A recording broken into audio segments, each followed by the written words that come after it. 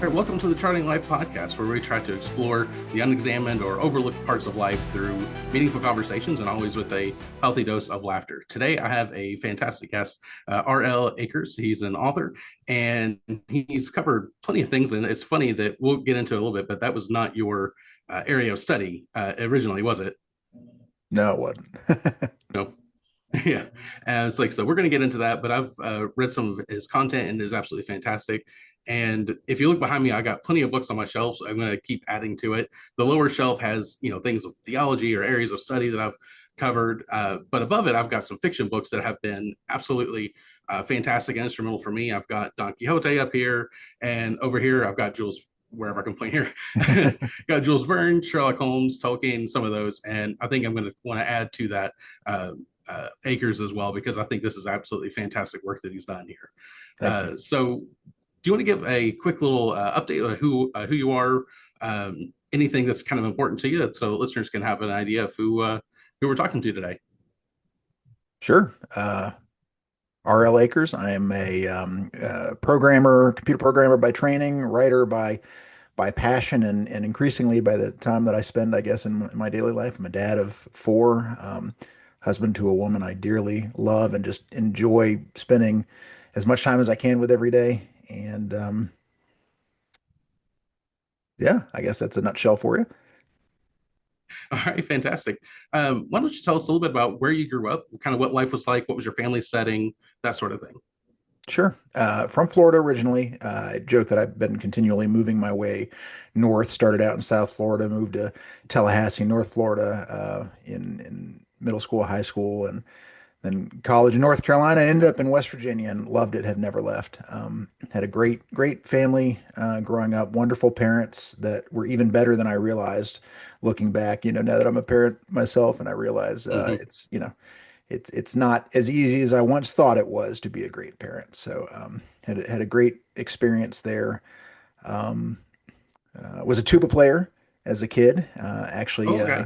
paid for part of my college, which was fantastic, and it's fun now. One of my kids is getting into band and starting to take lessons for an instrument for the first time. So that was a great experience too. But yeah, does that answer your question?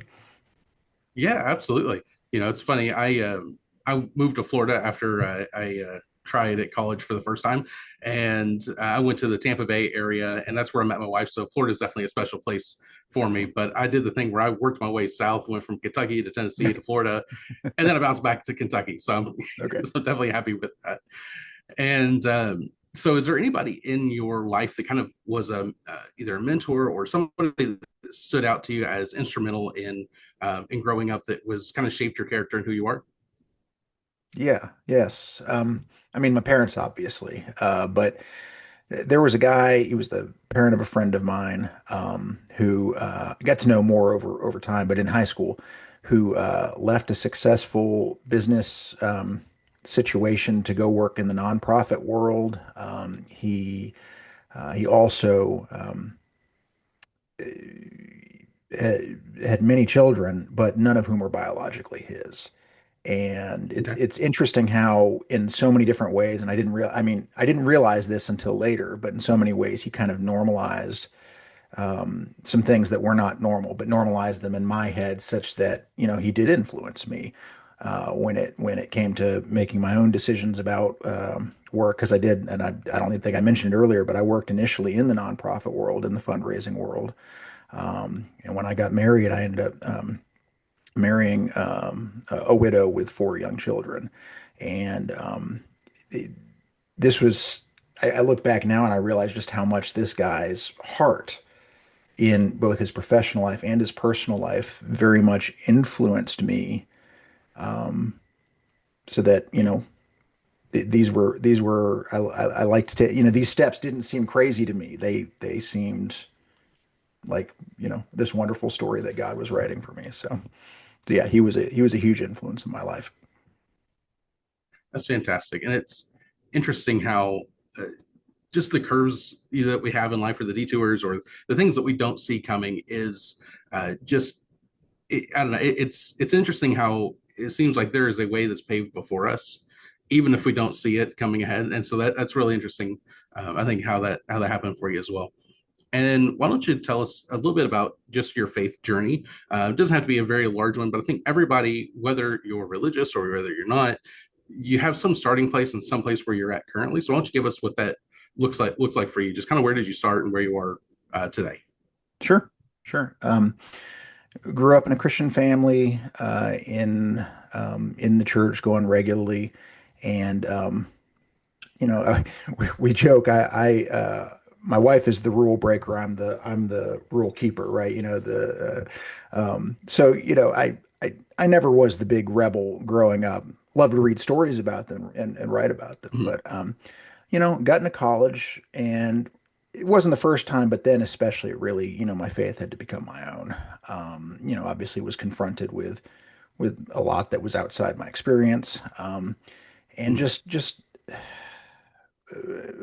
more and more, the older I get and to the present day, the more I see that the message of the gospel, of Jesus, besides simply him coming and dying on the cross for our sins, not to minimize Mhm. that, that is the foundation of it, but it's a story of loving people and the value of people, and um, that has become very important to me. Not that I'm always great at it, but that is the um, that is the goal, is to become more and more like Jesus. And for as much Mhm.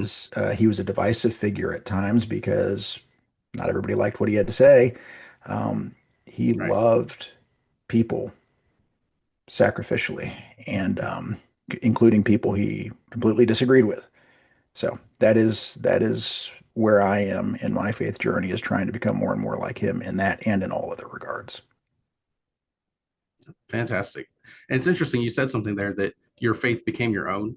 Very rarely do I hear somebody use that phrase exactly. And that's kind of how I share it with my story is I grew up in church as well. And, if you grew up in church, it's kind of a joke that you've got saved about a dozen times by the time you're 12 years old. Indeed. and so, and so that was my experience too. But, when I was a teenager, I had some experience with God and some experiences with sin as well. And I just kind of realized that my faith became my own. It wasn't a part of my parents' life or because I grew up. It is because of my own encounter with God that really shifted and shaped me.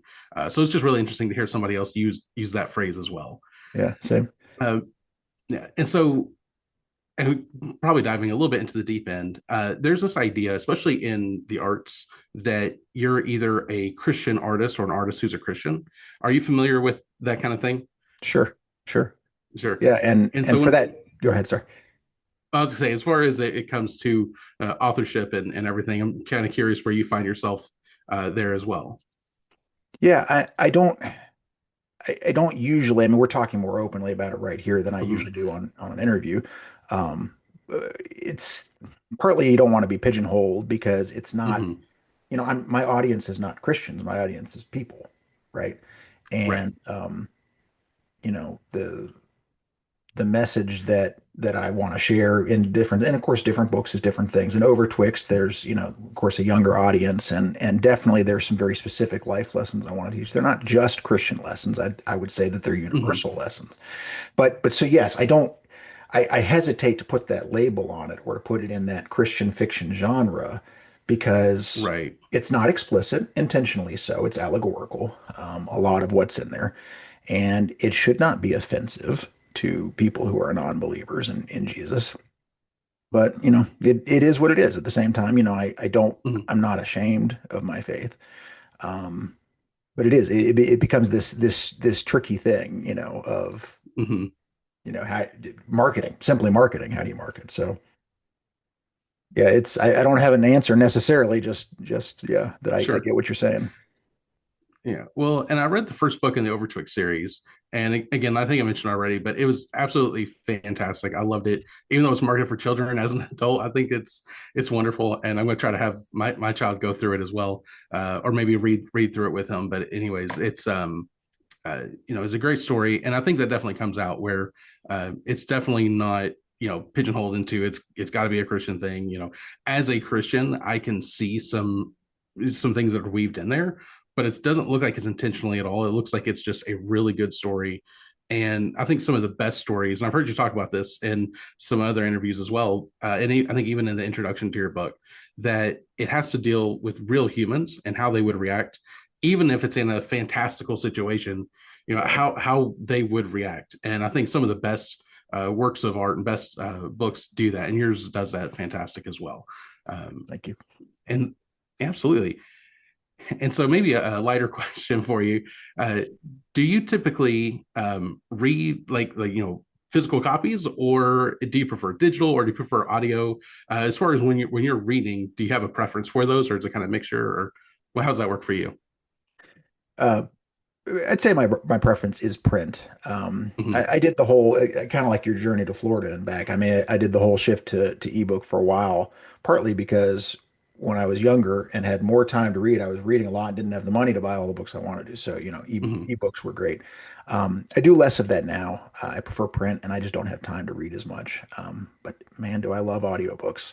You Hmm. find a good book with a good narrator, which is why too it's been such a joy for me to get into audiobook production of my books, finding these fantastic narrators with these great, just wide variety of voices. So, but yeah, I Hmm. mean, honestly, these days I tend to preview stuff, if you will, on audiobook. I want to try a new author. I'll do it Hmm. while I'm out exercising, and then if I really Right. love it, I'll come and read it. Yeah, you Yeah. know what I'm saying, on in print. So Right. I kind of do the same thing where it just helps if I'm doing either a task where I don't have to think a whole lot. If I'm doing the dishes, or if I'm driving, doing yard work, or right. whatever it may be, it's one of those things where I can be able to listen to something and grow. The 2020, it was really interesting for, everybody. Oh, Interesting is a really absolutely. light way to put it. But that's when I had gotten back into reading some books for a while, but 2020 is where I really decided to do that. And audiobooks really helped me. I did made a goal of reading 50 books a year. Oh, wow. For the next 4 years, and so that's, audio helped. I read some other books as well. School helped with that because I went back to school, and so there's definitely a mixture of things. But one of the things I decided to do was to have a mix of books. So I had a checklist where, I needed to have something where the authors are already deceased. So I wanted something out of my Okay. generation. Sure. I wanted fiction, nonfiction, and I also wanted to have a few books in there that were something that I disagreed with actively, and I or like figured that. that I would. And so that really shaped me quite a bit. And I think that's, anyone who's looking to read a variety of things, that is something of that nature. You have to come up with your own list of things to help you. But I think that's a really interesting way to go about it. And it's amazing how much reading can shape you as an individual, Absolutely. as a person, and your character. So what have your kids thought about your book so far? Have they gone through it? Do they find things they like, or maybe don't care for so much? Yes to all the above. Yep. So the first, really what became the first two Overtwixt novels was originally just one story that I had never written. I'd written a fair bit before that point, but I'd never written for young adult, and it was just I realized it was a normal length for an adult. It was too long for a young adult. That book that became Overtwixt and Escape for Overtwixt, I wrote over the course of I think 2018, and the kids didn't know I was working on it. They just thought I was working on whatever boring project I normally worked on.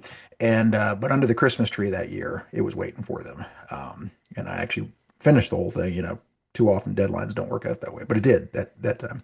And of course they were delighted. Who doesn't love to find out somebody's been writing about you? Um, uh, the kids, if it's not clear to the listener, I guess we haven't really talked about it. The four characters of Overtwixt are based very strongly on my four kids, very intentionally. At the age they were at the end of that year. So the youngest was 5, a little boy at 5-year-old. Ewan's the character. Cecily is the 8-year-old girl. Amelie, the 12-year-old girl, and Nocton, the 15-year-old boy. Not my kids' names, but uh, recognizable as them. And yeah, the whole thing was kind of a love letter to them. Uh, and I put in the forward to the book or the author's note, this is only meant to showcase the things I love about my kids, their loyalty to each other, their talents and abilities and interests and passions, um, a degree of their personalities, not their specific weaknesses. I mean, the kids, people. humans have character flaws. We all have character flaws. And you need to highlight those sorts of things in a book, in a story, or else where's the growth? Where's the conflict? Where's the story? Uh, Right. but the things that the characters struggle with are not necessarily specific to them, to my kids. They are universal to people, or at least Hmm. the kinds of things lots of people struggle with. So um, we started reading together immediately. My 15-year-old at the time said, "You guys are going way too slow. Give me the book. I'm going to read it on my own." So he finished it rapidly. But we did a read aloud with the other three, and they did enjoy. They struggled too with people are going to think this or that or the other. So I massaged some things, and I made sure Hmm. exactly what I just said was true. And yeah, I think they enjoy it. I mean, they've kind of grown out of it at this point. It's been enough years. But at the Right. time, I did go ahead and do a picture book version for the 5-year-old and a chapter book version for my third child. It's kind of for grade school girls, called The Princess and Her Hmm. Throne, which tells the same story as the one I guess you read, Overtwixt, but just from her perspective and focusing really on, and of course, written at the level, grade school level, but really focusing on the ultimate problem of the middle child. You know, I'm, am I special or not? And Hmm. I had a lot Yeah. of, lot of, lot of fun, but also good work. I think I put into that one to just try to work on that issue, unpack that issue. Yeah. And uh, this is your first children's thing for children. Was that a bit of a significant departure? Was there extra challenges in writing in that way, or was it just an extension of what you've already done? And it felt somewhat natural. How was that for you? Sure. Yes and no. I was looking for something a little lighter, a little more positive. I mean, the murder mysteries that Hmm. I've written are fun. They're not that dark. I did write Hmm. a an epic, Atlantis, my take on Atlantis. That one was pretty dark on purpose because I felt Hmm. like it needed to be dark to fully showcase the light when it came. But yes, I wanted to do something light-hearted, not fully, but fun and positive for the kids. As far as challenges, you think, oh, shorter, that's easier. You don't have to write as much. No, not necessarily, because then you're constantly cutting. Right. Oh, I don't have time for this. I don't have room for that. Um, Vocabulary is tricky as well when you're writing for a younger audience. And I write from a close third person perspective. So it's not third Hmm. person omniscient. I write from the mindset, not first person, but from the mindset of whoever the point of view character is in a given chapter. So, in Overtwixt, each new chapter, it even shows you for the kids' benefit at the top of the page, there's a logo that indicates which kid it is that you're writing Hmm. from. And particularly in the case of like you and the 5-year-old, he's got a very limited vocabulary, and part of it's totally Hmm. made up. So, even in the narrative, even in the prose, I'm using his vocabulary, his misspellings of things, his inability to count above the number five is kind of the running joke. Which of course introduces the challenge of being understandable to a normal adult human being if they're the ones reading it. So it did prove very challenging at times, Yeah. particularly writing from his 5-year-old perspective, Hmm. and yet so much fun. I mean, he's just such a fun character to write because the kid that I based him on is such a fun person, positive person. So yeah, yes and no. Yeah. I thought that was a really nice touch too. You're writing, like you said, for the 5-year-old. That's kind of how he would talk, or could some of his want to be careful when I say it, but maybe limitations Sure. in how he would be articulate, that sort of thing. But anyways, I thought that again that was a really nice touch. You mentioned in the acknowledgments, and I'm going to try to quote it as exact as I can, Sure. that writing is a solitary exercise, but storytelling is never accomplished alone. Uh, Yeah. and I thought that stood out just incredible to me. Is there? Do you want to elaborate on that a little bit, and maybe kind of what the uh, how the who helped you with the storytelling, or what worked within that for you? Sure. Um, yeah, obviously writing, you do it by yourself. And I have a hard time writing if there's somebody else nearby making noise or whatever. But if you're going to tell a story, you have to have a listener, whether it's a reader Mm-hmm. or somebody you're out loud telling to. So, to be sure, my wife is my first line of defense, or first, however you'd say that. She's the first person that reads everything Mm-hmm. I write. She often gets an earful about it before I've even written it, right? Running ideas past her, looking for solutions to problems. Um, and especially in this story, her uh, because of the tie-in with our kids, and I mean she fell in love with the characters, and just of course Mhm. little things that she recognized that most people wouldn't, idiosyncrasies and whatnot. She was delighted by. Um, Without giving anything away, if you finish the book, Mhm. there's a bit of a cliffhanger for one character at the end, and she was not very happy with that element of the story at first. I'm like, okay, no, let me get you the next chapter. Hurry up and get you the next chapter. Right. Um, because and that's the and that all worked out just fine. But you know, not everything that you write works out the way you write it the first time. Readers don't Mhm. necessarily like it, or they're bored to tears by the details, or why didn't you ever explain this thing? So it has to be an iterative process, and you have to collaborate with an audience of some sort to write a better story. At least that's what I found in my writing. So absolutely. I mean, and of course I said that at the beginning of the acknowledgments because I couldn't do it without the people that are helping me make the story better. And there are people Yeah. on that list too that came up with some great ideas that never occurred to me. Oh, take this little thing and expand it to this. Make a system of the diamond relics in the world, or how the magic Mhm. works, or so they all contributed to make it a much better story than I could have done on my own. Yeah, that makes sense. Um, when you talk about having your wife as the first line there, one of the other things, multiple things that I do, one is as a youth pastor. And there are so many times she has saved me because I have this great idea in my mind, and she's like, "That is one of the dumbest things that I've ever heard," or, or some parents going to hate that, or some kid's going to get hurt. I mean, if you Yeah, do you're that right. game or that sort of thing, and like, okay, that actually makes sense. I'm glad it bounces off of you, that sort of thing. And in the writing that I do mostly on the academic side because I'm still in seminary and Okay.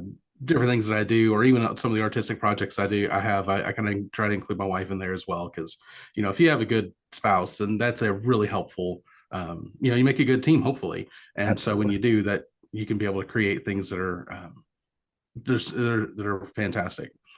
And that kind of leads me a few different directions, but I'm kind of curious your writing, I guess, process. Do you try to be consistent? Do you write so many words a day or so much time, or are you a morning person, evening person? What is that set up for you when you start to kind of get into your flow? Sure. Uh, Early days, I really did try to do an hour in the morning every day. Um, and I would pat myself on the back if I got a certain number of words. Hmm. Um, uh, and when I say early days, I mean early days, full time, real job. Outside Hmm. of that, pretty early on, I was able to rework my work schedule to set aside a single day every week to just dedicate to writing. And that was huge. Um, but fortunately lately I've been blessed. I'm shifting more and more towards having more time for writing and not Hmm. having to spend as much time on the traditional, career job. Um, but absolutely having setting goals, setting aside this time has to be, I mean, you still have to treat it like a job, even if it doesn't pay like Hmm. a normal job. You've got to set the time aside and invest in just like anything you're going after. Um, Word count, it can be dangerous to to say Hmm. I have to, because Right. then sometimes you're going for length, and as I've learned over and over again, shorter is sometimes better. But Yeah. pushing through, even when you don't feel like it, you can always edit it later. Editing is a lot easier than Hmm.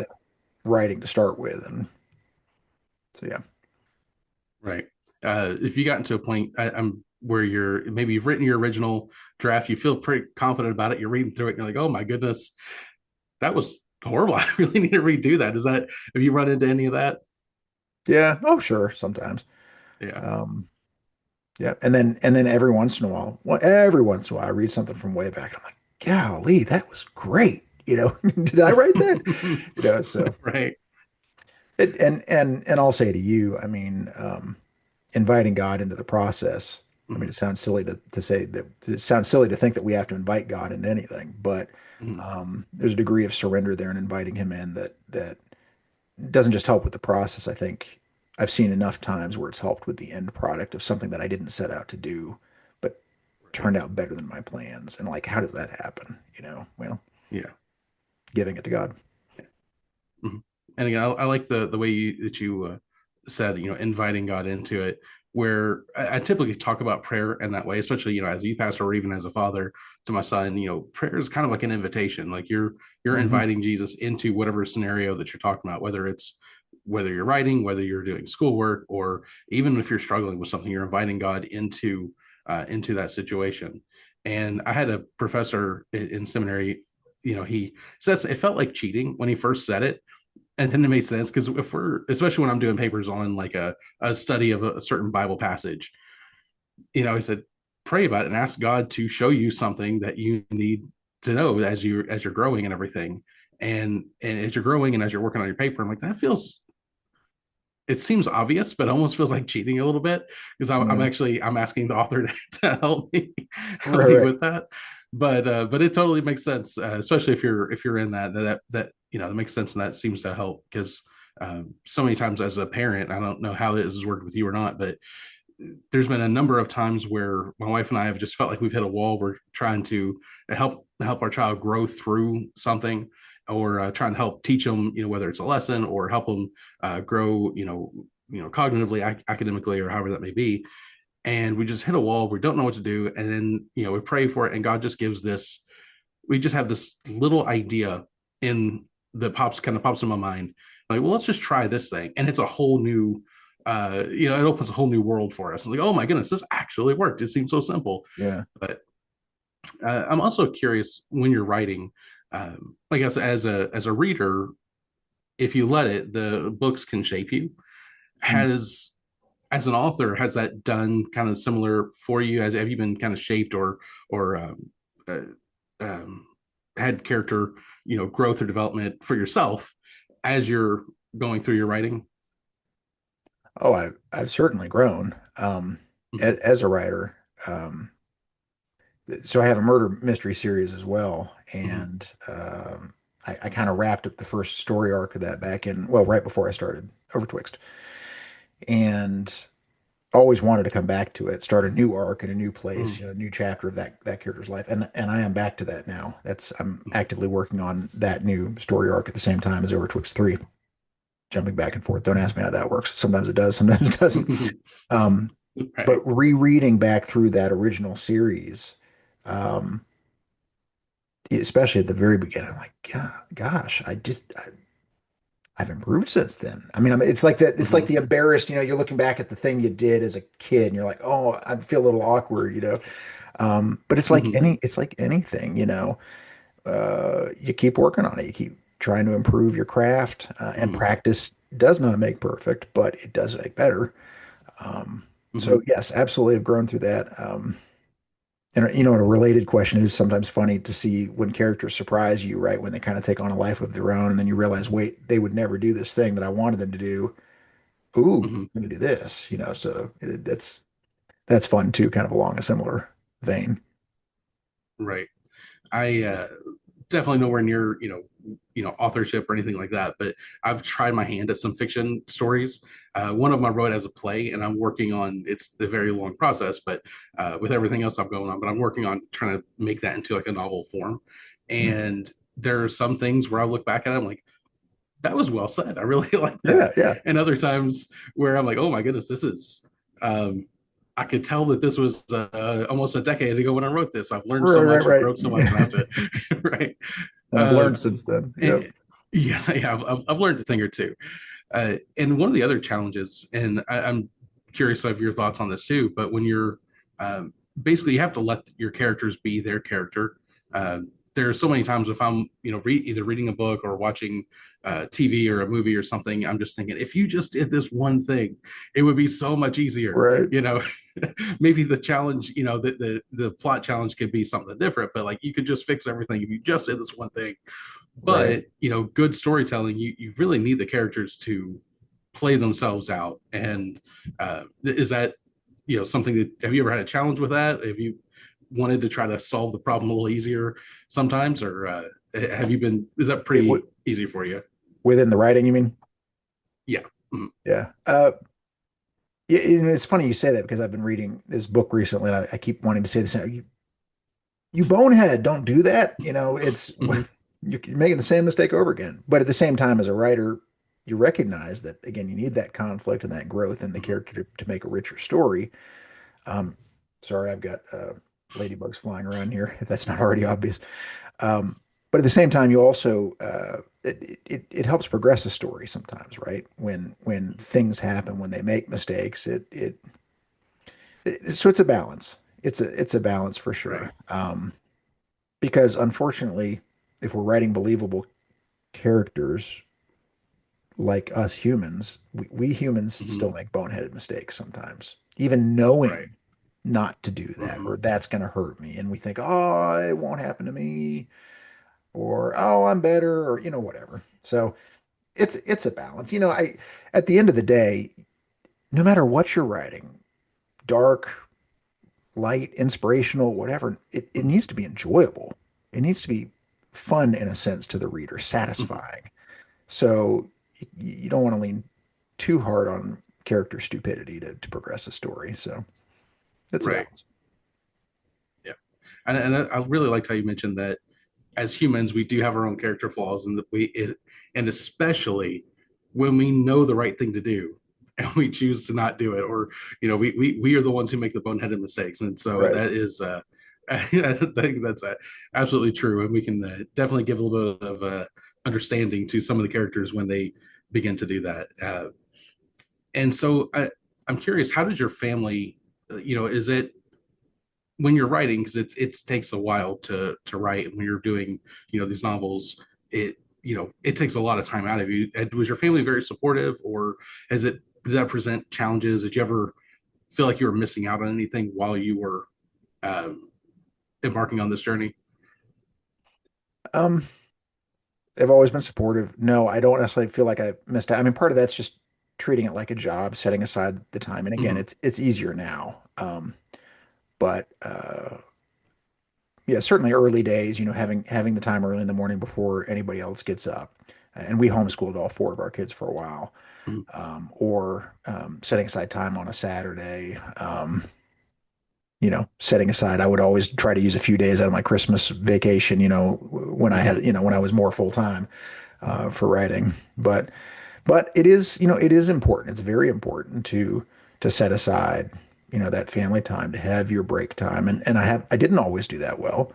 Sarah, my wife was good at again at helping me draw those boundaries and being gentle with me when I trod right over them sometimes, but to set aside the time for the family, Yeah. especially when they're young, as they get older, it's a little bit less of a thing that they Hmm. desire. So, don't want to miss out on it when they're young. Right. Right. And I guess when it comes to other stories, other works of fiction or anything like that, or it doesn't have to just be fiction. But has there been any stories that have really shaped you? I know, kind of in the beginning, we asked somebody who may have shaped you, in your life, but has there been any stories that's been particularly meaningful to you that really shaped you in some way? That's a great question. Hadn't really, people have asked me, what did I read when I was younger? Hmm. I enjoyed the Three Musketeers, Dumas, and Hmm. and Count of Monte Cristo. Hmm. Certainly um, the character stories like from Dickens, from like David Copperfield, or of course Sherlock Holmes isn't so much a character story as much as it's centered around a character. It's very methodical. So that's Right. definitely been an influence. I don't know. I mean, they shape me in the sense that I just love diving into them. And when I got into Hmm. science fiction, same thing. I love diving into the stories, the details, just getting lost in another world. Even like Harry Potter. I mean, I always Hmm. loved the richness of the people. There were so many. Not everybody loves a big character cast list, which was a mistake I Hmm. made in my early books. I'd have dozens of characters to keep track of. I loved that as a reader. Not Hmm. everybody loves that, but Right. um, but yes, that was certainly an influence on me to have a large cast of characters you love and or hate, but for various reasons. So I don't know if that answers your Right. question, but but no, just I mean, there were so many things that I read and loved. Yeah.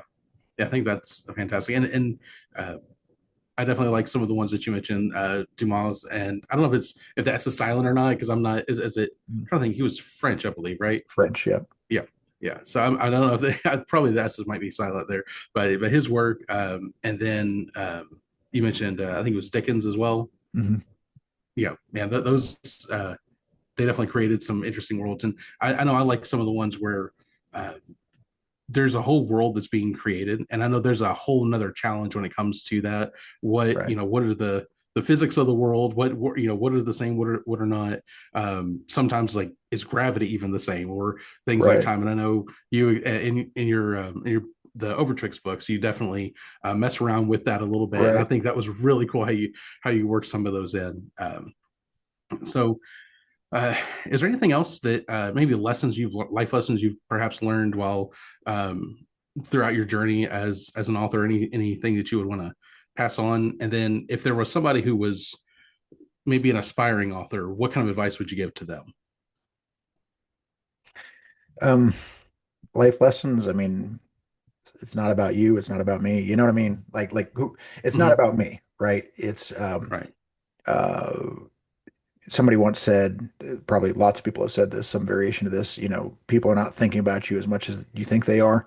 And that might sound a little negative on the surface, and you can take it that way too. But I mean, like when you're worried, people are staring at you, they're making fun of you, whatever. I mean, I'm sure sometimes they probably are, but chances are they're so self-absorbed in their own thing. You know, at the same time, it's, don't be so full of yourself. I mean, the biggest thing I'm working on to this day, again, is trying to love other people better, trying to value them, put their needs at least equal with my own, um, and give them grace for their character flaws, their frailties, Hmm. which honestly isn't that hard with people I don't know very well. The people in my life, Right. they're the hard ones because I keep seeing it over and over again as they're seeing mine, and just trying Hmm. to, just give them grace. And speaking for myself, I need help for that. That's where that prayer comes in again. Um, it certainly helps me say fewer boneheaded things before I catch them. Um, Right. as far as advice to writers, start start doing it. It's good to have a plan. When I start a new project, I let myself write. This is arbitrary. Say 10% of the story just to get into it and have Hmm. fun with it. But then I have to stop myself, make a plan. Exactly how are you going to do this? Know where you're going, how it's going to end, big points along the way, and just do it. Have people read it, get their feedback, try to thicken your skin. That's still hard for me. Hmm. It's great hearing somebody Yeah. say they liked it. It's hard hearing somebody say that they really didn't like it. So at the same time, you start with trusted people who are going to give you balanced, but Hmm. honest feedback. And again, just set the time aside and do it. Yeah. And if writing is really not something you're very good at, there's something. I Hmm. genuinely believe that all of us in our God-given self, our identity, the way He created us, every one of us has some degree of that creativity gifted to us. It just looks different people, whether it's artists or, Right. or writing or any number of things. They all involve creativity, I think. Yeah. I think that's just, again, fantastic answer there. That again, we're all it may not be writing, but we all have something. And I would say that again, from the Christian perspective, for sure, that if God is creative, I mean, just think about the world that we Exactly. actually live in. This was all thought of and brought into being. And if God's creative and we're made in His image, then something about us is creative in some way or another. And Exactly. then, of course, the just do it. Starting this podcast, I played around with it for maybe a couple of years trying to like really stressing over how am I going to do it? What is it going to look like? I even had a failed attempt at it where it was completely different.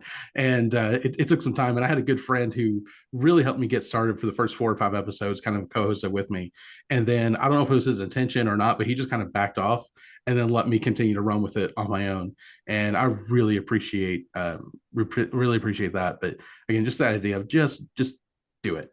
Yeah. And even if it fails, it doesn't work out the way you want to. You can at least say that you've given that a I try. tried. Yeah. And I think, yeah. the I don't know if you're familiar. Teddy Roosevelt wrote I don't know if it's a poem or I can't remember exactly what format you call it, but is the man in the arena, and Okay. just the very short summary of it was the man in the arena is somebody who is trying. He's the one doing it, and there's so many spectators that want to judge him. Maybe he could have done this differently, or maybe he failed here, or whatever. It's like, but at least he got in there and tried. Right. And I think that's kind of something that's been inspirational for me too, whether it's this podcast or whether it's starting school again or whatever I've been doing. That sort of thing is like, you know what, you can, you'll never regret that you at least gave it a shot. Right. Even if you fail, like that's probably the closest thing where you might have some regret there. But even then, you gave it a shot and you tried. And so I think that's again Mhm. is a fantastic answer. Well, why don't you go ahead and give us maybe a little bit about more about the Overtwixt series or some of the other writings that you have before, as we move into the final rapid-ish fire questions I like to ask all my first time guests. So yeah, anything that you want to share really about any of your projects or where people can find you, that sort of thing. Um, Okay. Um, so I would say Overtwixt, it's not so much a series as it is a universe with mhm. lots of different stories set in it and still some more to come. It's all planned out. So the Overtwixt and Escape from Overtwixt is one story arc set in the modern day. There's an ancient history trilogy set about 3,000 years ago, a bit of a King David meets King Arthur. Um, and there are some, of course, some tie-in stories, some novellas, and the children's book, the picture book, the chapter book. So Overtwixt.com is the website for that, or of course rlakers.com. That's me. The other active series I'm currently working through is, like I mentioned, the Gaynes series, murder mysteries. The protagonist, is a New York City, or at least starts as a New York City homicide detective, NYPD homicide detective, who has lost his wife. She's been murdered. He was there for the attack, was beaten pretty badly, suffered some brain damage. So now and this is the shtick, right? You always need some kind of shtick with your protagonist. He's colorblind. He's they call it day blind or light blind. He's very sensitive to light, but he also has lost the ability to recognize faces. So he has to, of course, hide that because they would never let him continue to be a cop with that kind of disability. Um, but he has to hide that while continuing to work his normal caseload once he gets back on the job. Meanwhile, of course, he's trying to find his wife's killer and figure that out when he can't even recognize the guy from his memory.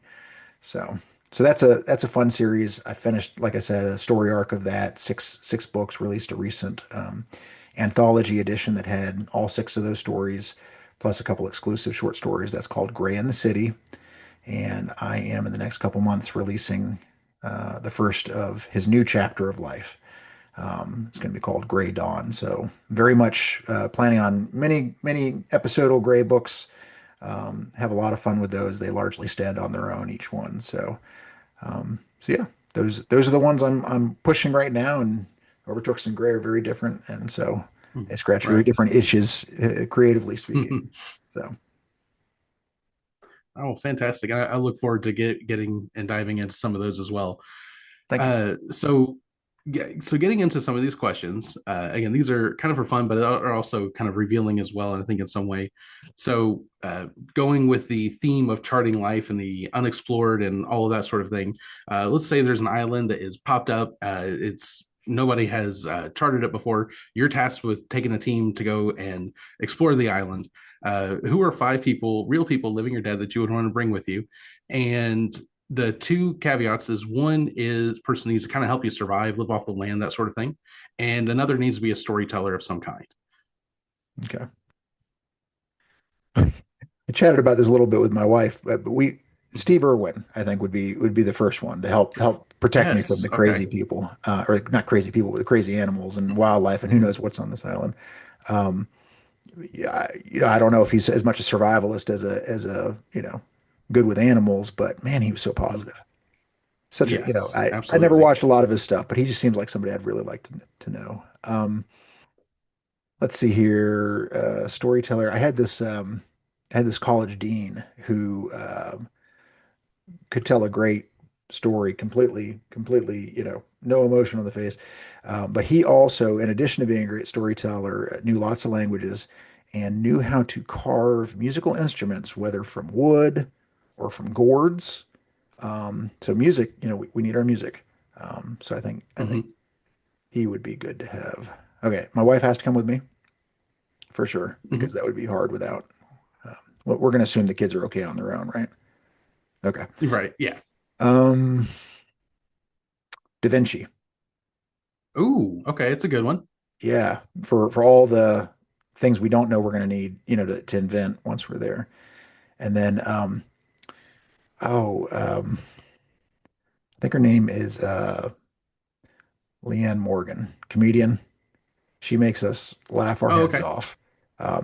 Again, I want positive people. I want positive people Yeah. if we're going to be stuck on a desert island for a while. So, Yeah. yeah, Absolutely. Those are some really interesting selections there. Thank you for that.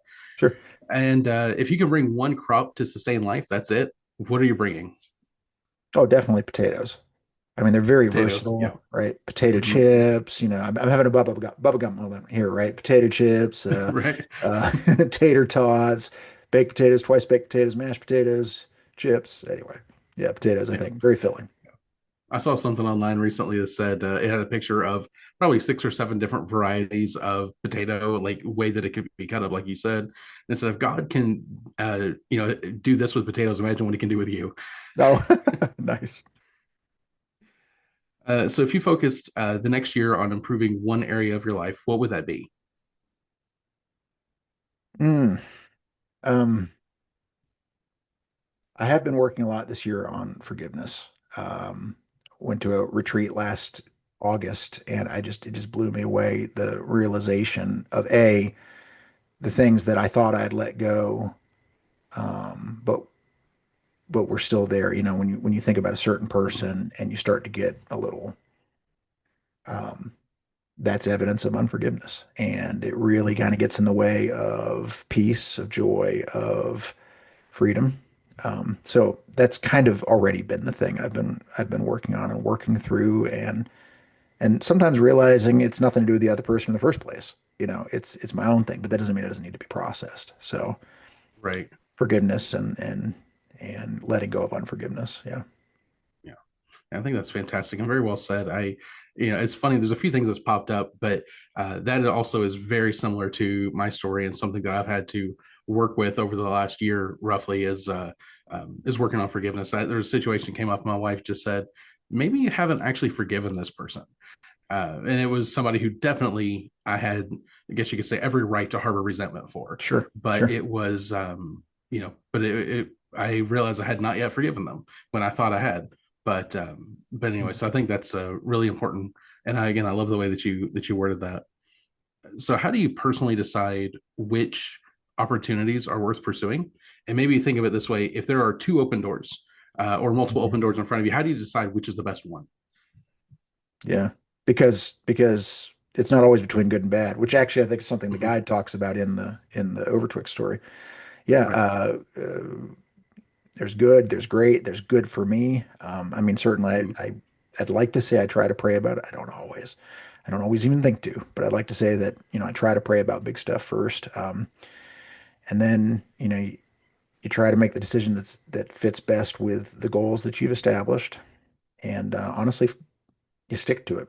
You don't get wishy-washy. Unless you realize you're just wrong and you made an Hmm. immoral decision, But yeah, Right. you follow through on what you commit to. Yeah. When was the last time you laughed till it hurt? Oh, probably yesterday. Lots. I love laughing. Have you seen Zootopia? The first one, yes. Verse one, the scene with the sloths and the DMV. Yes, I love that. Every time, especially the first time I watched that with my daughter, she was laughing at me laughing. But yeah, every time I see that, that's a good one. That's a good one. Yep. And how about the last time you cried? Um, I mean, honestly, I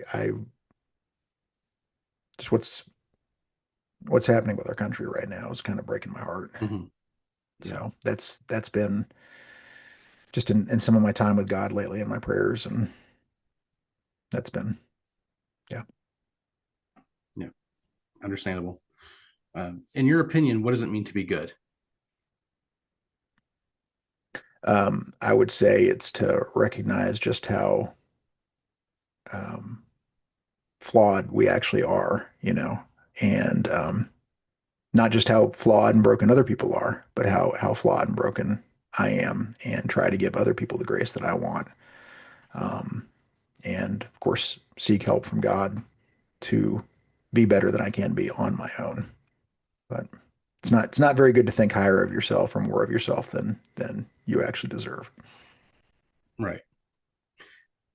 And this is one of the tougher ones. The last question I have is, let's go back to our island. Let's assume something is going very poorly and you're not going to make it out. And you leave one last bit of advice to your family after you get past the I love yous and the goodbyes. You have a very short area, whether it's, something you can say, in a recording, or whether you can write it down, maybe in a paragraph or two at most. What is the final advice you would give to your family? Live for more than yourself. I mean, you can unpack that a lot in a lot of different Mhm. ways and a lot of detailed ways, but there is no there is no joy and there's no freedom in living for yourself. That's a lie. Live for more than yourself. Well, thank you very much. This has been a great conversation. Yeah. Again, yeah, and I'll make sure I have the links in the description of all the different outlets here: YouTube, Spotify, Amazon Music, all that sort of thing. And but do you want to tell? I guess we've already kind of covered where people can find you. But any last thoughts that you want to share? No, I listen, Brandon, I really enjoyed our time together. You're Hmm. very easy to talk to. I've loved hearing some of your story too and what you're Hmm. reading and the seminary degree you're working on. And Hmm. I wish you all the best and thank you for this opportunity.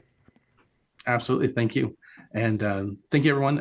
Like, subscribe, share, all that sort of thing. One thing I do like to ask is, at some point in this conversation, something has probably brought one person to mind for you. Go ahead and share that with them individually. As cool as it is to say you shared it with everyone that you know, just share this story with one person in particular. And I think that makes it even more special. So thank you, everyone. And we'll see you in the next one.